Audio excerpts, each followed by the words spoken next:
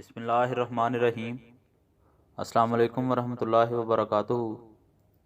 معزز خواتین و حضرات، ہم میں سے کچھ لوگ بہت ہی توہم پرست ہوتے ہیں اور بعض دفعہ کچھ ایسی چیزوں سے امید لگا بیٹھتے ہیں کہ جو خود اپنا بھلا یا برا نہیں کر سکتی۔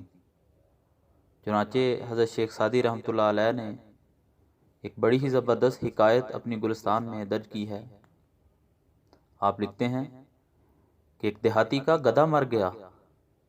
اس نے اس کا سر اپنے انگوروں کے باغ میں لٹکا دیا تاکہ انگور نظر بد سے محفوظ رہیں۔ ایک جہان دیدہ بوڑھا وہاں سے گزرا۔ اس نے ہنس کر کہا کہ اے بیٹے، یہ گدھا زندگی میں تو اپنے سر اور کان کو ڈنڈوں سے نہ بچا سکا، مرنے کے بعد وہ بلا تیرے باغ کو چشم بد سے کیا بچائے گا؟ تو آخر میں شیخ سعدی نے نتیجہ یہ نکالا۔ آپ لکھتے ہیں کہ وہ طبیب کسی کے مرض کا کیا علاج کرے گا جو خود مرض سے مرا چاہتا ہے۔